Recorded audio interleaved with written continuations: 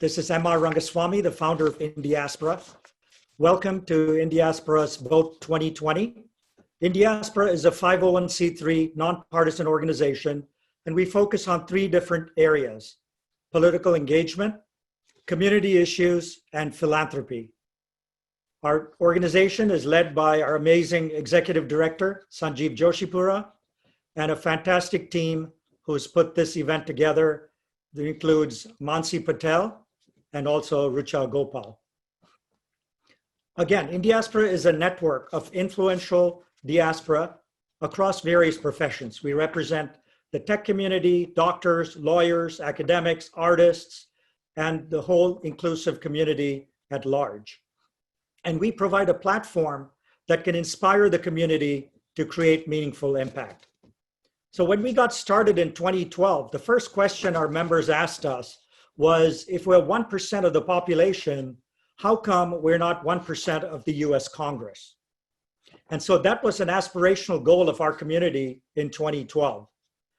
Over 3 election cycles, by doing the Indiaspora Ball for the first president in 2013, and really inspiring and motivating the community at large, in 2017, Indiaspora had the gala in DC, where we then recognized that we're now 1% of the US Congress. And also we had many eminent people in the administration as well. So 2017 was a watershed year for the community.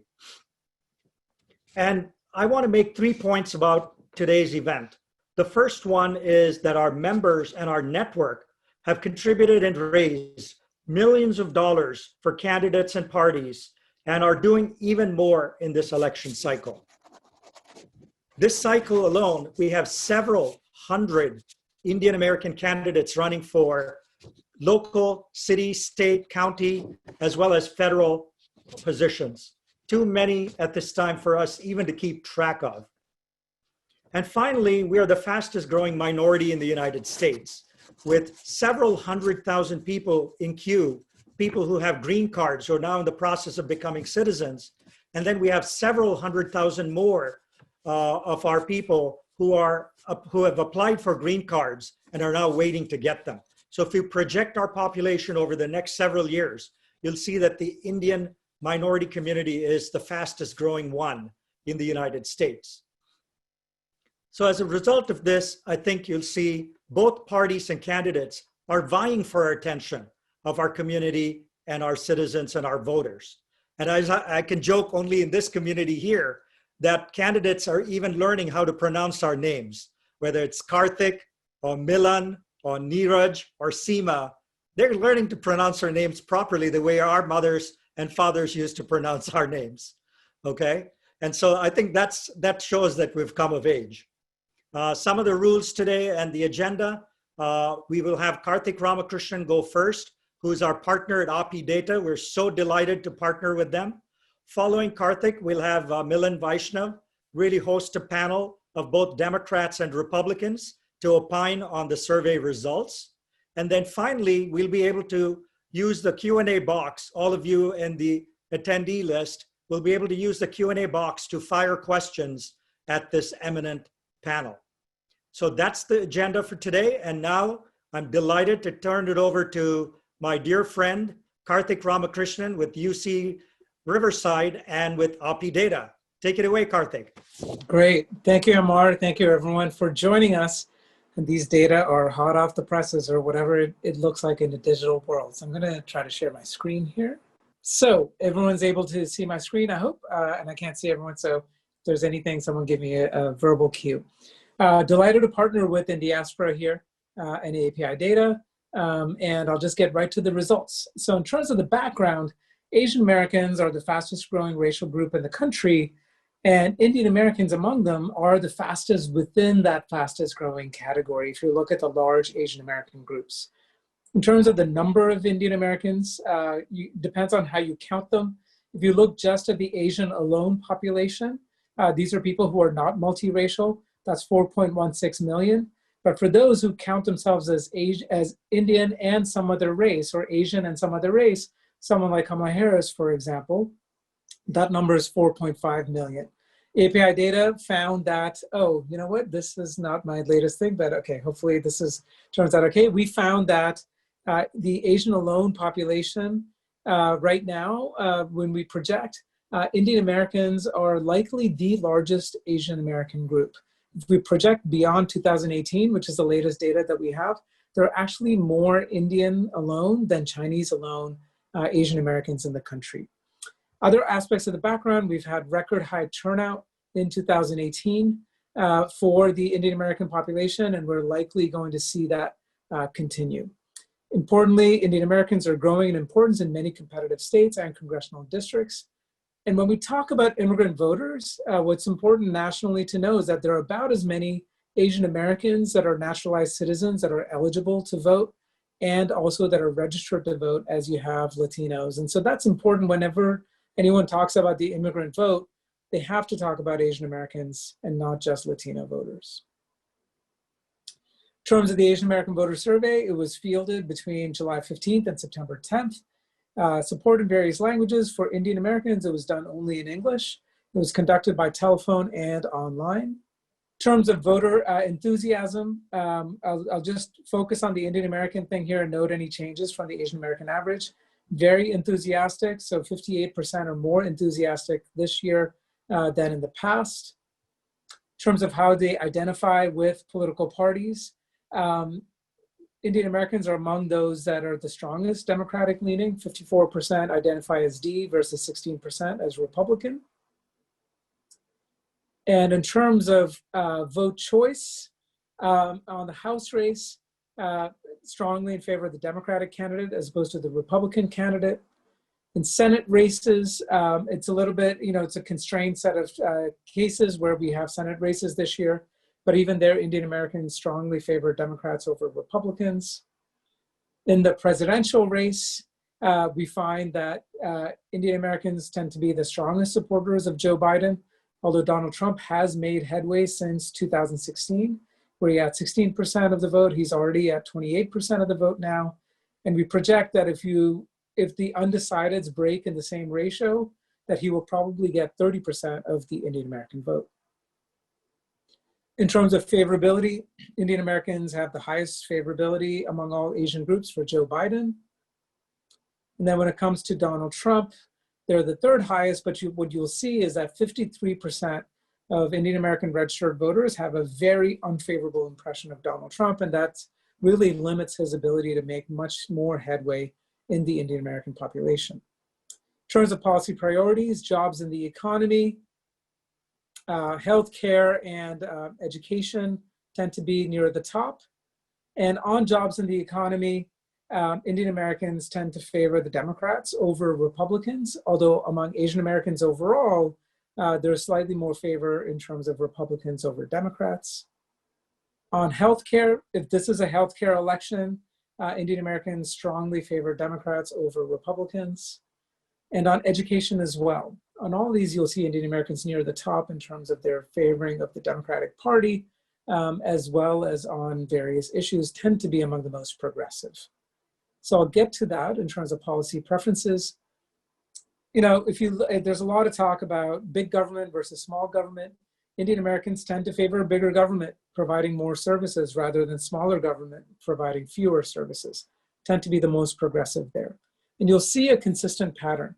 Supporting healthcare for all immigrants, Indian Americans at the top of the list among Asian American groups, strongly in favor, strongly support a pathway to citizenship. So this is something, of course, you have about 19% who disagree with the pathway to citizenship, but the overwhelming majority support a pathway to citizenship. On climate change, very strong support, especially I'm out here in California. We are feeling the effects of climate change. Indian Americans are strongly in favor of federal policies to reduce the effects of climate change or global warming. Support for stricter gun laws, again, tend to be the most progressive on this issue. Now, turning a bit to some of the worries and COVID-related matters, Indian Americans are worried about election interference, and we'll get to COVID in a minute. I just want to say a little bit about discrimination. There's a lot of talk about discrimination against Asian Americans. Indian Americans don't see that as a major issue compared to some others. probably because they're not feeling as much of the hate crimes this time around as they have in the past. But they do think there's a lot of discrimination against Black people in America and against Muslims. So there's a lot of talk about, are we seeing a lot of anti-Muslim sentiment coming up on the Indian American population? We don't see evidence of that, and they see that discrimination against Muslims is a significant problem in our society today. You also see strong support for civil rights, giving African Americans equal rights with whites, as well as for reallocating police funds to shifting them from law enforcement to social programs.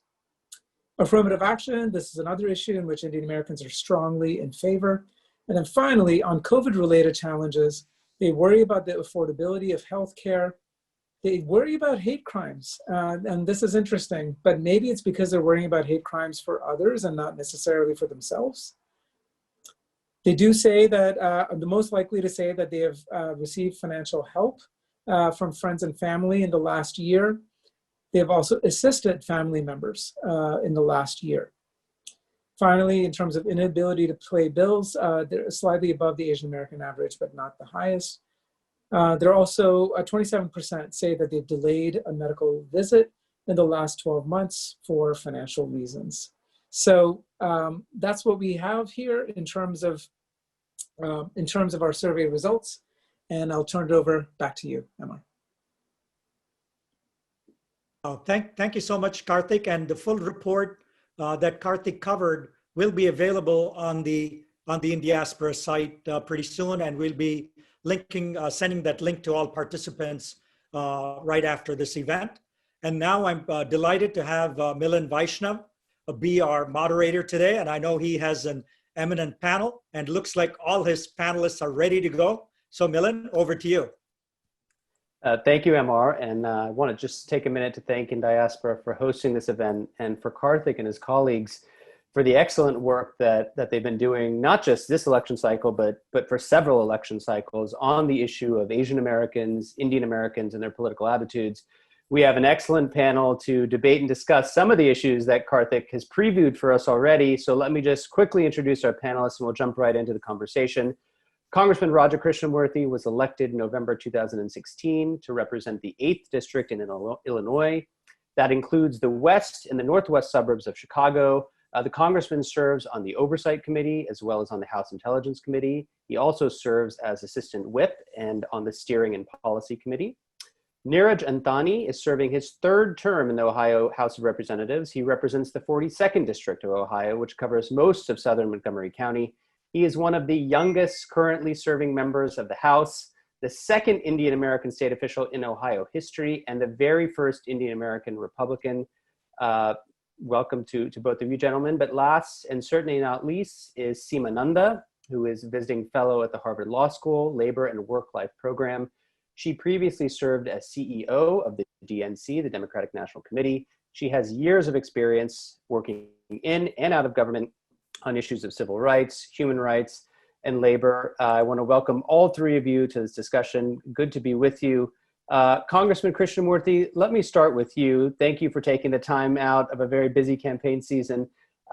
The data which Karthik has shown us shows that around 66% of Indian Americans plan to support your party's candidate, Joe Biden, this November. While this share is high, it's actually somewhat down from the 84% that supported Obama in 2012 and the 77% who supported Hillary Clinton in 2016. Meanwhile, President Trump's vote share has gone up from 16% to 28%. Now, there are some caveats here. There is a margin of error that's around plus or minus 6 percentage points. Those other surveys I referenced were post-election surveys rather than pre-election surveys. But let me put this question to you. Do you think that there is evidence that Democrats should be worried about Indian American voter attrition? Well, first of all, thank you so much for having me. Can you hear me, Milan? Yep. Okay, very good. It's great to see Seema and Niraj and MR and Sanjeev and Karthik. Great job, and I'm honored to join you for a little bit of time. I think Democrats absolutely should be concerned about making sure that they conduct sufficient outreach to Indian Americans. that they conduct sufficient outreach to the different groups that comprise Desis and Indian Americans, because every vote is going to count, especially in those battleground states. I think that as the survey results indicated, there are a lot of Indian Americans in, for instance, Pennsylvania and Michigan and Florida and North Carolina, among others. And they could, in conjunction with especially other Asian American groups, but certainly themselves, be part of the tipping factor. And because of that, I think the Biden campaign has to be especially attentive. That all being said, I do think that Indian Americans will come home to the Democratic Party because of a couple big issues that they are very concerned about that I think Democrats address well. One is dealing with the pandemic. I think that is by far the most pressing issue facing Americans, and handling it in a nonpartisan and practical way and killing the virus is absolutely paramount. I think they think that Joe Biden and Democrats do a good job. And then on the other two issues, immigration and access to public education, I think those are also issues that are ones that Indian Americans tend to side with Democrats on. But that being said, I think that Joe Biden absolutely has to conduct a vigorous outreach here. Niraj, let me just come to you on this. You know, when it comes to party identification, independents accounted for about 35% of Indian American voters in 2016, but only about 24% this time around. And Democrats seem to have been the biggest beneficiary in terms of identification. So at least on this metric, you know, the Indian swing voters don't seem to closely affiliate with the Republican Party to say, hey, you know, I'm a member of this group. Why not? Well, you know, thank you. Thanks for moderating, and thanks MR and Indiaspora for having me. And Congressman, great to virtually see you, and Seema, great to be on with you as well. You know, look, I think I'm under no illusions, as the Congressman said, that, you know, Indian Americans tend to be democratic, right? Tend to be more liberal. But I think, as you said, there's a swath of voters who are Indian American who could go either way. And you know, I think that, you know, obviously the president is a polarizing figure. I think probably one of the more polarizing that we have ever seen. And so I think, you know, it's hard to not have an opinion, right? A Mitt Romney, a John McCain, you know, even probably a Barack Obama or a Hillary Clinton, you know, I think there's a lot of persuasion, you know, sort of in that. But with the president, I think there's not. And I think that, you know, I think you've seen sort of his support increase, but also amongst Indian Americans, but also, like you said, Democrats sort of get a lot of swing voters. And I think there are a lot of reasons for that. I think that, you know, again, the president's outreach and going to India and, you know, standing with the prime minister and you know, neutrality on issues like CAA and the abrogation of 370, as opposed to Vice President Biden's opposition to those issues, you know, has sort of polarized the community. And I think that that's why you're seeing what the data shows.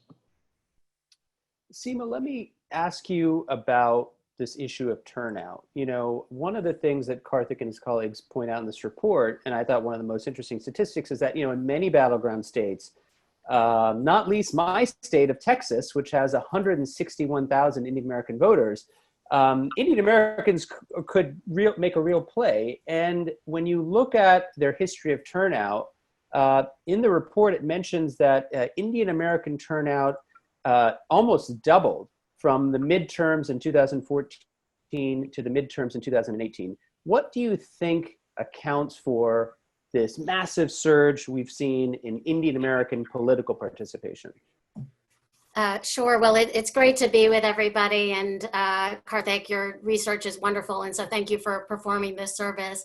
I think what you see with turnout in 2018 in general, turnout was so much higher across the general population and certainly across AAPI populations. But the interesting thing about Indian American turnout from 2014 to 2018 is Indian American turnout went from 26% to 47%, catching up to the general population. So in the general population was 36% in 14, and in 18 it was 47%. So that's a staggering statistic to really see kind of the awakening of the Indian American community and really catching up to the general population. And I think it can really be attributed to the results of the 2016 election. I mean, I think you really saw people wake up and see what happens when we don't all vote, when we don't all participate. And Indian Americans, it's a rapidly growing community. The community has more than doubled since the year 2000. So you have a growing community, and you also have a community that's growing in its political awareness and its political activism. But one of the most fascinating things that I saw in leading the Democratic Party was just so many grassroots groups of Indian Americans, a lot of women doing the work on the ground.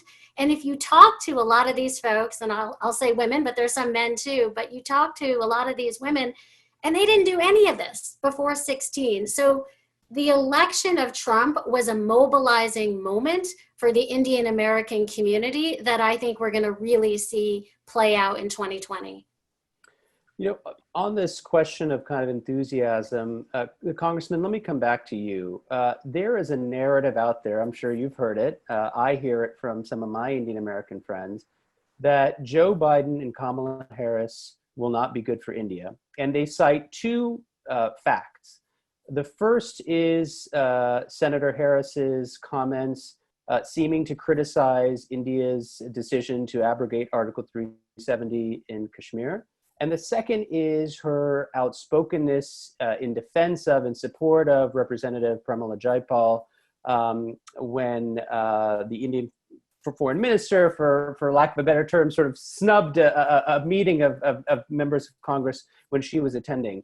And this seems to be a narrative that won't really die.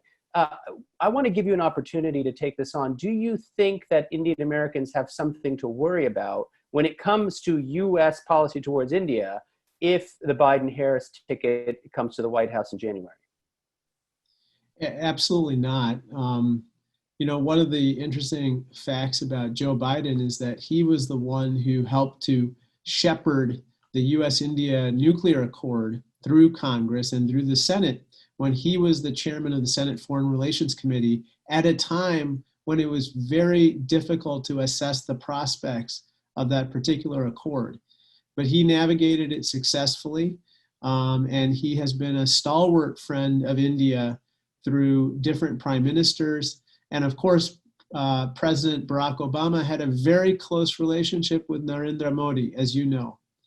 But let me just, I want to pan out for 1 second, which is that I have to say that the US-India relationship at this point, I believe, is bipartisan or nonpartisan. It transcends partisan differences in this sense that it's growing stronger, it's growing deeper, broader, and it is taking on kind of new importance, especially with regard to our own country's views of our national security vis-a-vis the Chinese government in the Indo-Pacific region.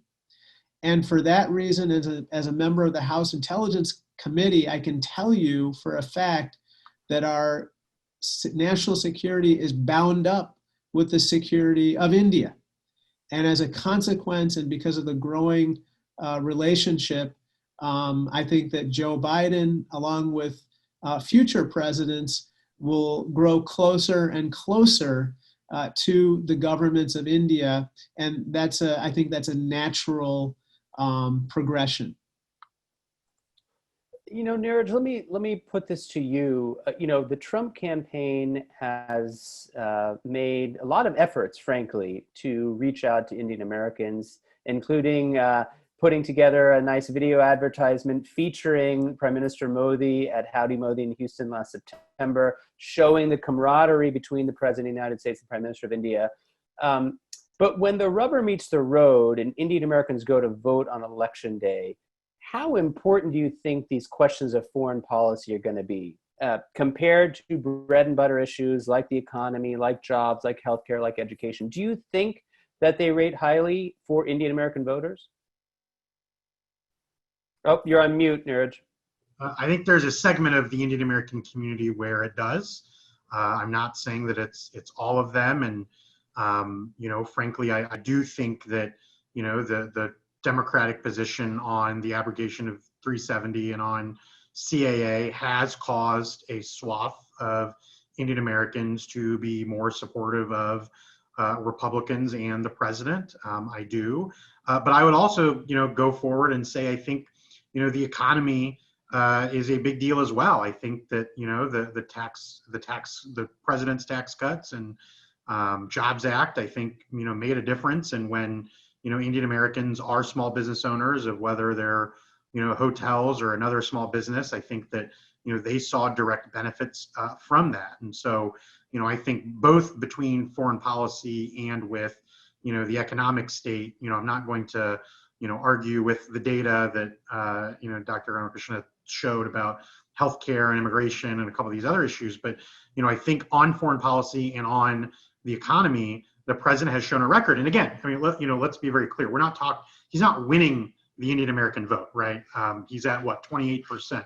But that is, as you have said, a marked difference from 2016. And so I guess what I'm just trying to explain is that, you know, jump of double-digit percentage, I think, is attributable to these two things, right? I'm not saying that that will necessarily get us to over 50%, but when we're talking about, you know, Ohio, right, these most important swing state in America, the 2016 election came down to 2 votes per precinct, right?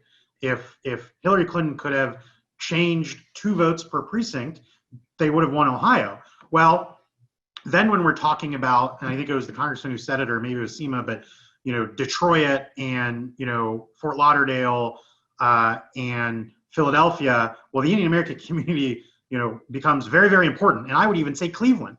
You know, you're talking about thousands, if not tens of thousands of votes, you know, that are up for play. And I think that, you know, I don't know that it's going to go from 28% to 70%, but if it's all about creating a coalition, right? And so if he can go from 28% to 38%, well, that could be part of a coalition to win a state.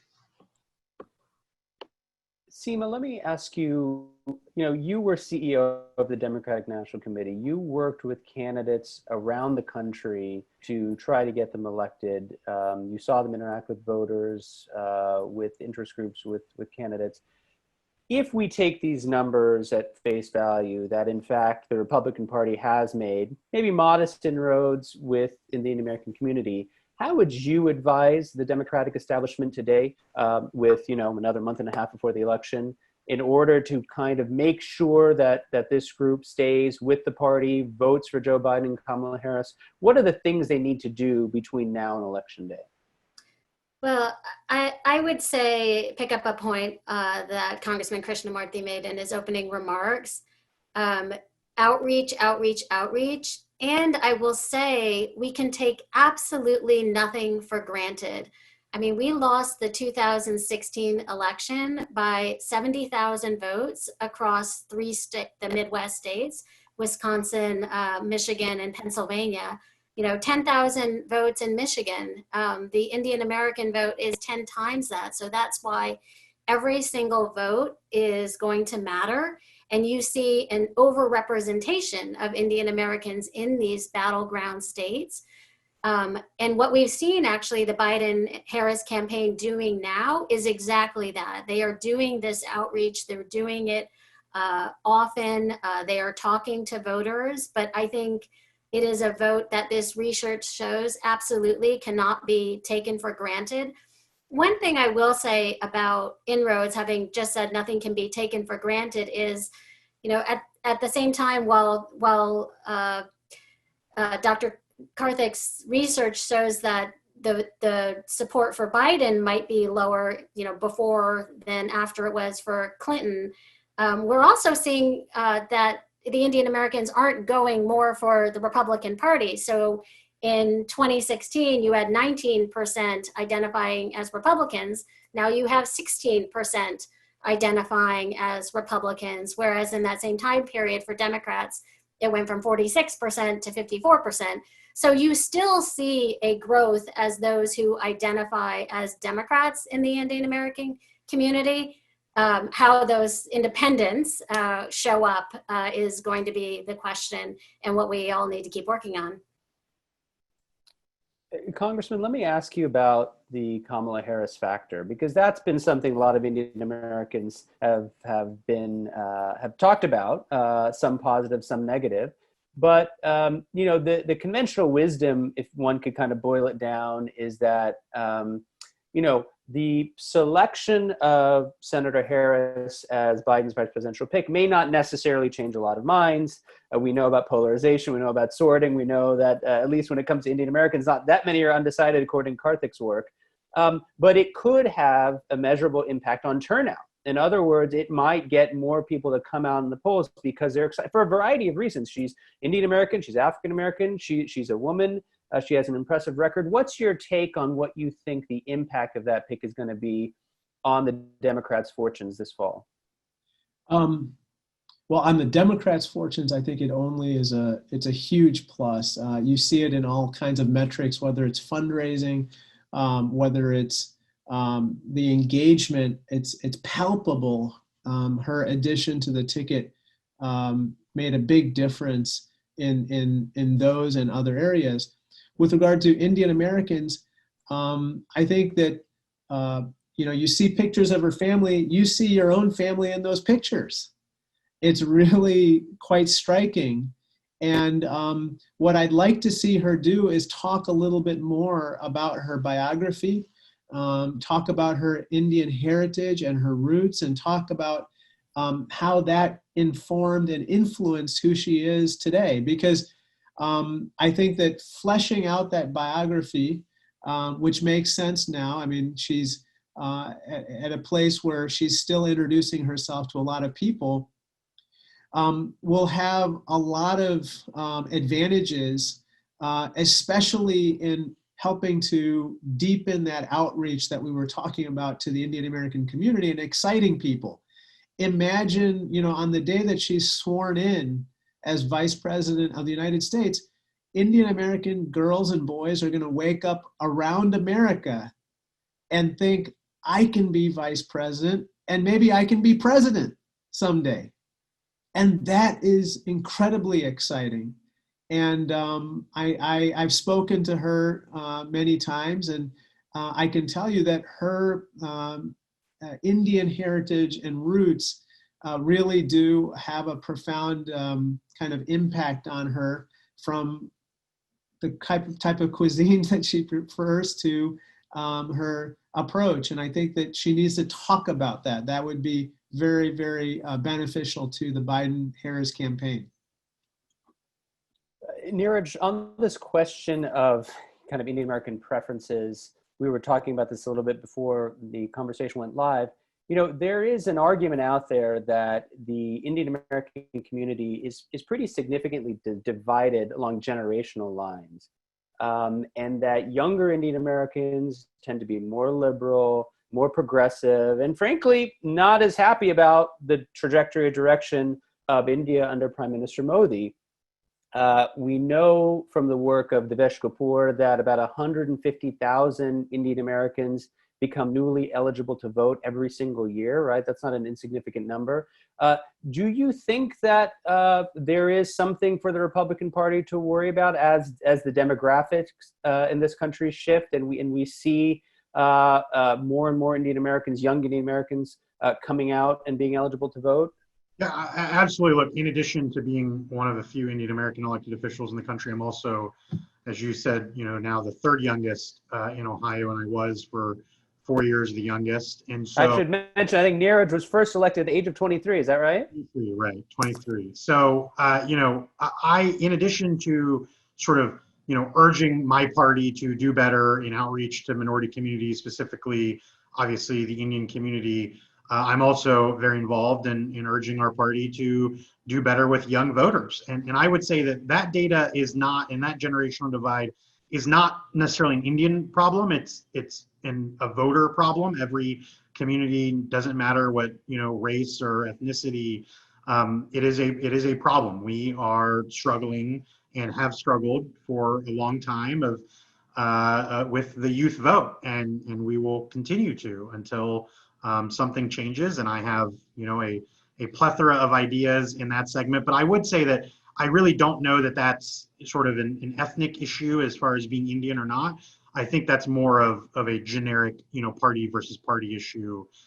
You know, same thing for women, right? You know, I don't know that it's an Indian women issue. I think that it is a women issue. It might be that, you know, Indians tend to live it more in the suburbs. And so, you know, perhaps Indian women are more, you know, in sort of shown in these polls. But, you know, the Republicans have a problem with women, with young voters, with minority voters. And we have a lot of ground to make up with, you know, those segments. But I don't think on the youth vote issue, it's really an Indian issue. I think it's more just, you know, party versus party. Seema, let me ask you a question, and I'll end by asking each of you the same question, then we'll turn it over to the audience. You know, one of the data points that comes from this report is that a quarter, 25% of Indian Americans that were surveyed contributed money to a candidate, a party, or some campaign organization this election cycle, and that's just to date. You know, a cynic might argue that, you know, Indian Americans are now being showered with all of this love from politicians, and because they're finally opening up their pocketbooks. Do you think this has some truth to it? I actually don't think it has truth to it. I think what you really see across certainly the Democratic Party, but across the Republican Party as well, is you see campaigns that are more and more powered by the grassroots. Now, that's not to say that large donors don't have a place in the party, that they don't matter, that it's not still important without major campaign finance reform happening. But you see, you know, most of what's powering Joe Biden's campaign is grassroots donors. So I really think there is an awakening that Asian Americans and Indian Americans in particular can be the margin of victory. And I think there was a lot of really going to school in a lot of the races in 2018, and looking at what happened in 2016 and saying, if we had gotten to this community earlier, if we had done more outreach, if we had sort of seen what are the things that really interest that community, and how are we talking about our issues, could that have been the margin of victory? I think that's what you really see happening. And you see representation, which I think helps put in the forefront that there is this community. You see representation in Congress, you see representation in the party, you see representation of Indian Americans leading progressive groups and other political organizations. So I think it's a broader awakening of the political movement. So let me just end before we turn it over to the audience by asking each of you one question, and I'll go with you first, Congressman. You know, Indian Americans have made their presence felt not just as voters, but as candidates, right? And you and Niraj are testament to that. If there's one race at any level of government that deserves closer scrutiny, and in which an Indian American candidate is on the ballot, other than your own race, what would it be? What is that Indian American race that you're really excited about this fall? Oh, I think you're on mute, Congressman. Can you hear me now? Yes. Maybe I should have just muted myself. I shouldn't. I'm sorry, I can't hear you, Milan. No, look, I think that as I have mentioned before, I'm one of a handful of Indian Americans in Congress, and I affectionately call us the Samosa Caucus, Milan. And I always say we need more samosas and pakoras and idlis and vades in Congress, and we need them now. We need a Congress that looks like America. And so I pay a special attention to congressional races that have Indian Americans, but people of all ethnicities. You know, I'm excited about all of the ones that feature Indian Americans. There are a couple that are now doing it a second time in a row. And excuse me if I omit somebody that might have done it a second time in a row as well, but at least I'm aware that both Sri Kulkarni and Hiral Tipraneni are both running for a second time. They're both red to blue candidates in our party, which means that they are considered to be in some of the top tier races in the country. But Milan, obviously the race that we're all paying especially close attention to that involves Indian American is the Biden-Harris race. And so that's where obviously we're also, you know, pinning our hopes for a victory too. Niraj, what about you? Oh, you're on mute.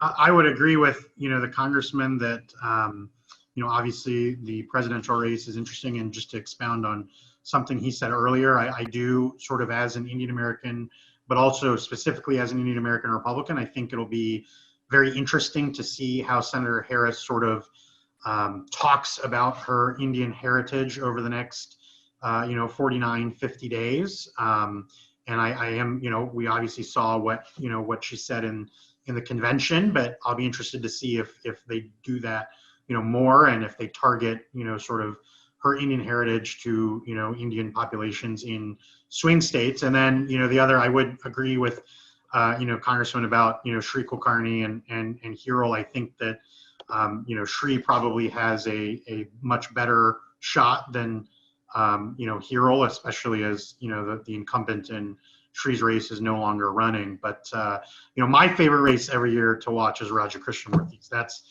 really Good answer. Good answer. I like that. Thank you. Who says bipartisanship is impossible, right? Raja may not want to claim me, but we're friends. So. Seema, what about you? So I'm going to double down on everything that's been said. You know, huge fan of Senator Harris, obviously, and that is the race. But I will say this about both Hiral and Sri. If you sit down with these folks, they are two of the smartest, most thoughtful people you will ever meet, and they're both on red to blue, and they would both be incredible candidates.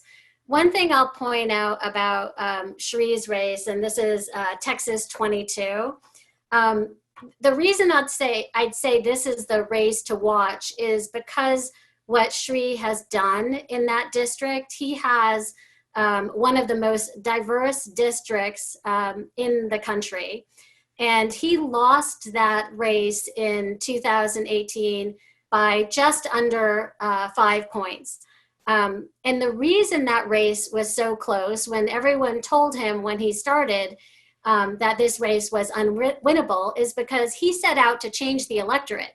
And that meant he ran his campaign in about 18 languages, figured out not just how to disaggregate the AAPI community, but where was the Indian American community from, what language did the diverse people in his community speak, and then he would have staffers reach out to those folks in language. So he has done incredible work actually expanding the electorate and changing who can vote in his district, who is registered to vote. So I think that's an incredibly interesting one to watch, because I think it will, whether he wins or loses, and I think he's going to make it to the top this year. Congressman Olson is retiring, so it's going to be an open seat. But it's a really interesting race because someone can actually go about changing the electorate and not saying, oh, this is AAPIs don't vote, or Latinx Americans don't vote. Everyone can vote if we reach out to them early and actually say, no, this is your country too. You're all a part of it. I'm going to hand it over to MR. I'm surprised no one mentioned Sarah Gideon, who's running a very interesting Senate race in the state of Maine. So that's the one that I'm watching. But thanks for all of you for joining. I think we have questions now, MR? Yeah. Thank you, Milan, for moderating. I know, Raja, you may have to leave. So let us know when you're leaving, but we have so many questions. We have 47 questions for you guys. So I'll try to aggregate them, consolidate them. So Raja, stay as long as you can, and free to leave whenever you want. Great. I can handle a question and then I probably have to jump. Great. So the first question I'm consolidating is around the area of immigration. So there are many categories of immigration here involved: the H-1B visas, the green card to citizenship issue, and the third one are the undocumented Indians. And so this is a big issue that is important to the community, but would love to get a little bit more clarification from both sides as to how they want to work on this big issue for us. Whoever wants to go. Krishna, I know you have to jump, so go ahead. Okay, well, look, this is one of those issues where I think that the Democratic Party has traditionally led, and it's leading again. I think with regard to high-skilled immigrants, and specifically H-1Bs, kind of the number one issue that we have to deal with is removing the per-country caps that otherwise, keep Indian nationals primarily from becoming green card holders in a timely way. If you are an H-1B holder from India and you came over today, it would take you 70 years, meaning 70 years, to become a green card holder. It's absolutely unacceptable. And so we have put forward legislation that passed through the House. It's my bill, which won on a bipartisan majority. It's stuck in the Senate and the White House is not interested. So that's one big piece of legislation that I think that Joe Biden is going to tackle, and it's part of his agenda platform on his website, by the way. So it really matters. With regard to undocumented immigrants, we all know that he has presented a pathway to citizenship over time for these folks. And for DACA, those are children of undocumented immigrants who came here. There is a more of an expedited pathway to citizenship as well. I think that, if we're not going to insource talent, we're going to outsource work. That is what immigration is all about right now. And I think the Biden-Harris ticket has it right, and I think that they're going to attract a lot of votes because of that. Thank you. Niraj, I think you wanted to comment?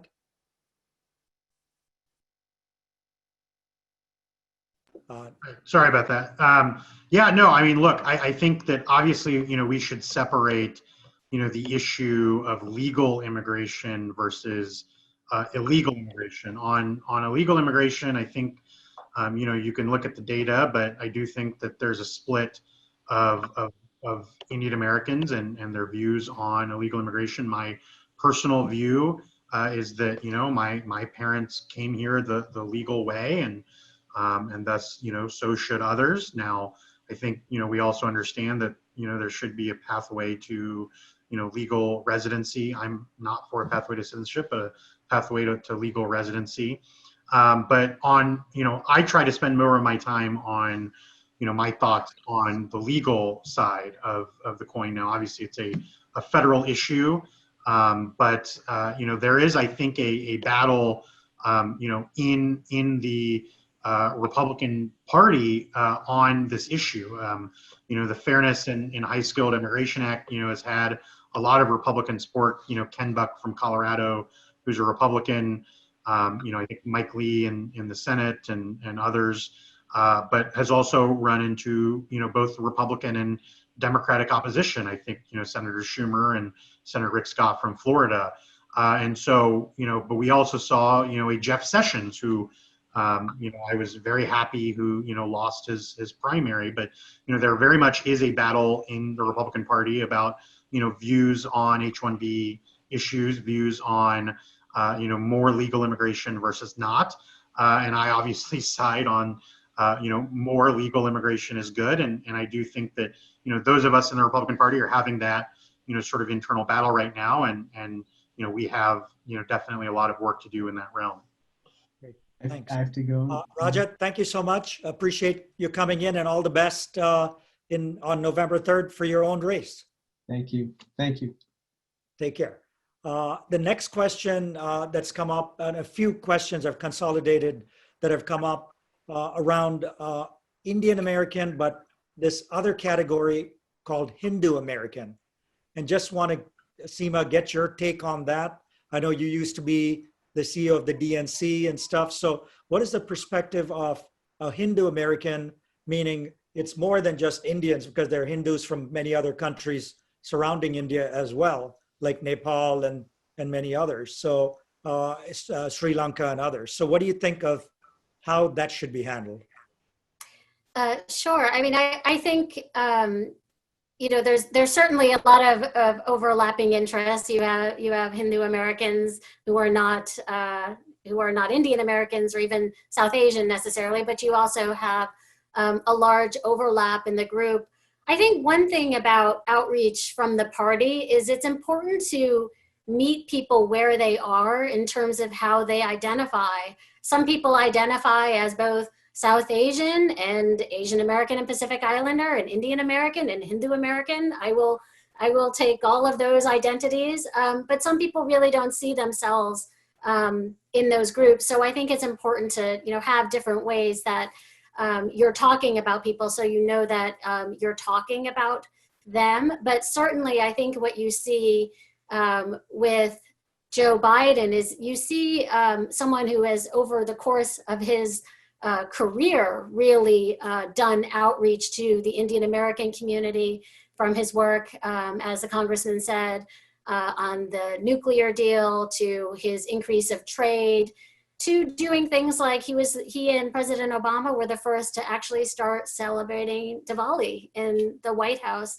So I think you really see that commitment from the vice president throughout his career. I wanted to say one thing about your immigration related question, because it's not just the green card backlog, which is appalling right now and needs attention for sure, and is certainly on Joe Biden's platform. But it's also what you see with this president. It's not just the attack on undocumented immigrants. He is attacking immigrants, just immigrants, legal immigration, starting with the Muslim ban. But also what you see happening at USCIS is you see major slowdowns in processing. You see a lot more denials on things that used to be pretty routinely going through. And it's kind of the silent killer, because it's not like you actually see this wall going up, but you see them erecting these barriers to legal immigration as well. And I think it's important, Karthik has pointed out in the chat, that actually Indian Americans are the largest Asian American DACA group and very supportive of pathways to legalization as well.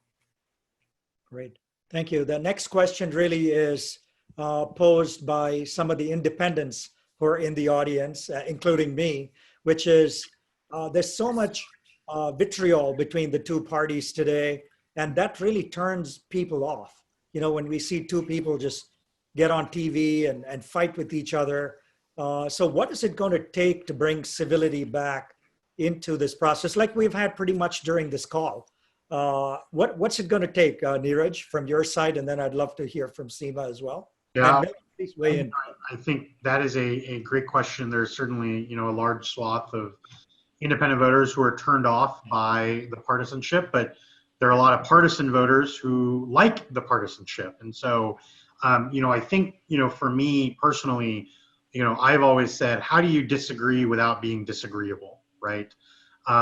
However, in the political sense, wedge issues and wedging people and frankly division can be an effective political strategy. And so, I think that there's a sort of inherent conflict there that, the division works politically, but there's also a large segment of independent voters who, want to see unity. I think that it also depends on the election cycle you're in, right? When you're talking about Mitt Romney versus President Obama, I think that, there was a lot of persuasion to be had. And so, perhaps, the partisanship wasn't as much. This election, I really believe, is more of a turnout election. That, there's probably not that many, and I think, the polling data shows that, not that many people who don't have their mind made up. And so it's really about turning out, your voters, and therefore the partisanship, works. And so, I think there's a long way to go. I will say, as a state legislator, our partisanship is not nearly as bad as what you see in DC, but, there are a lot of differences. The question is how do you focus on, the politics and not the personal, right? Is when it becomes personal, it gets bad. And that's, what I think, people should try to stay away from. Great. Milan, a question for you. There was several questions around down ballot races and how this might play out. Do you have some thoughts on that? Because, people like Raja and Niraj, they are all the down ballot races, and some of it could depend, not in their maybe particular instances, could depend on the turnout and who is going to vote for Biden or Trump. A lot of the down ballot races are impacted by that, right? Any thoughts? No, on I that? think that's absolutely right. I mean, I think Seema hit the nail on the head when she said that the thing that matters the most for the Democratic Party is outreach, outreach, outreach. And that's what they've got to focus on in the next month and a half. And I think that, the reason that I asked the question about Senator Harris is because I do think that there is the prospect of not necessarily changing minds, but incentivizing people to go out and vote for the very reason that she is a historic candidate on many levels. Just to say a word quickly about the previous question on partisanship, I think one of the interesting things we're starting to see here is that India has become a very polarized political space.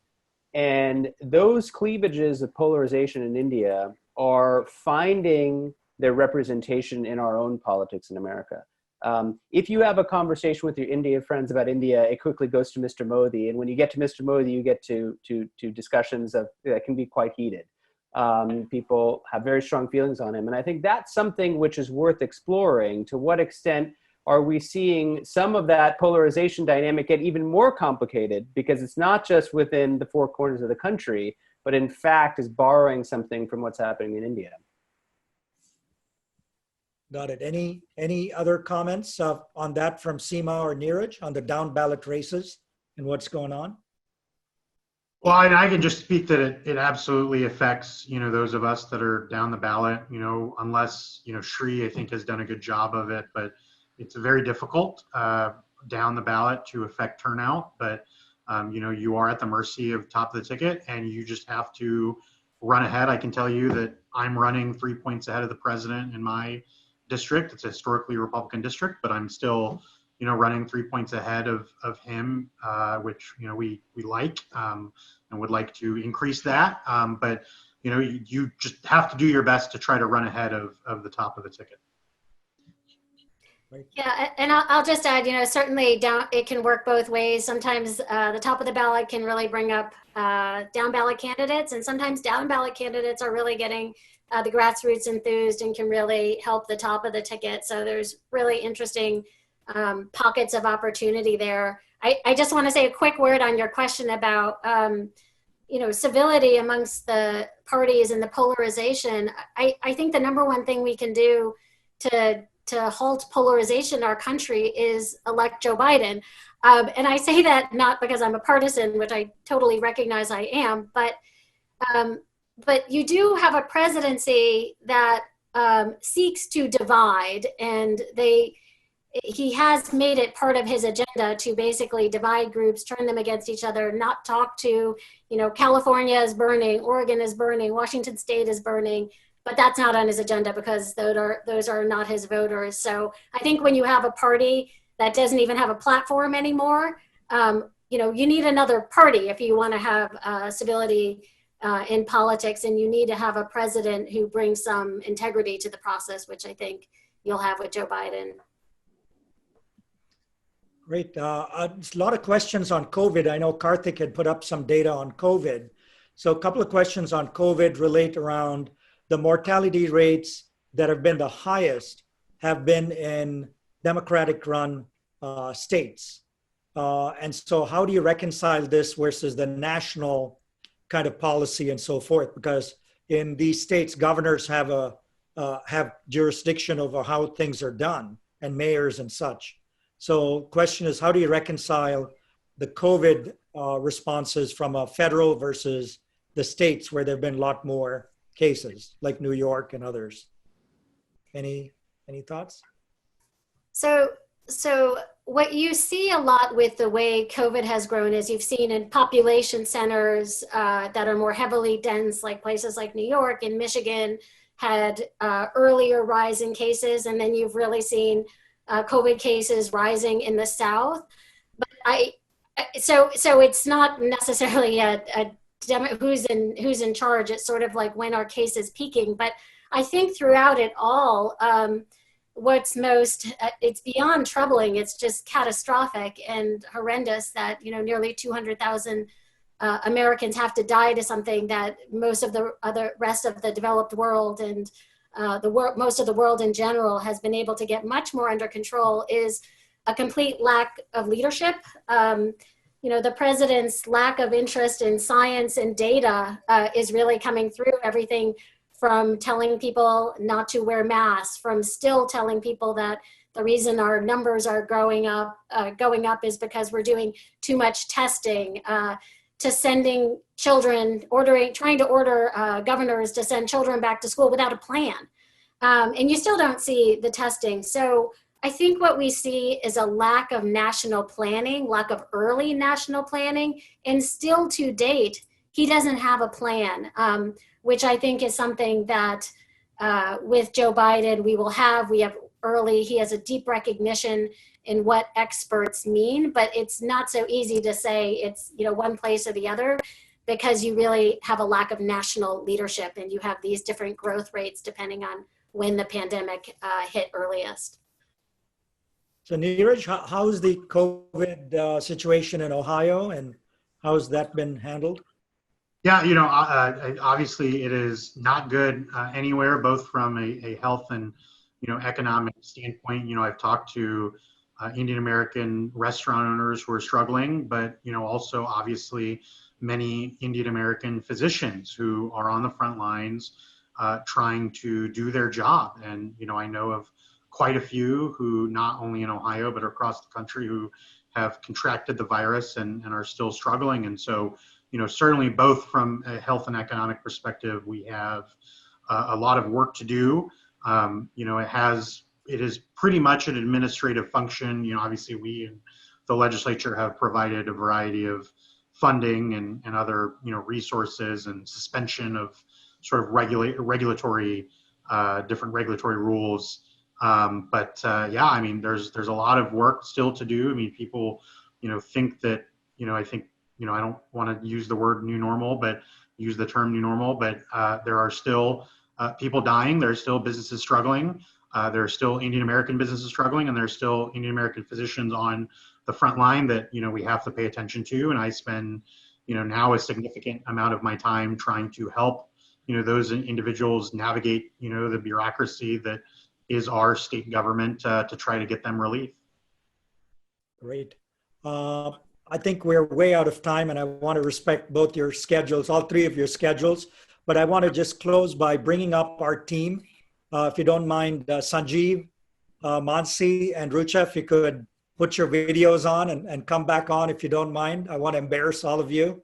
And just want to thank Sanjeev, our executive director at Indiaspora, and Mansi Patel and Rucha, who are ably put this whole thing together in a seamless way, and want to give them a hand. So thank you so much.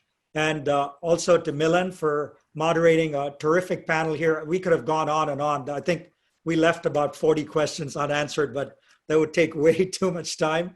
And to Niraj, good luck in your race. And I hope you get 10 points ahead of the president and you win in a landslide.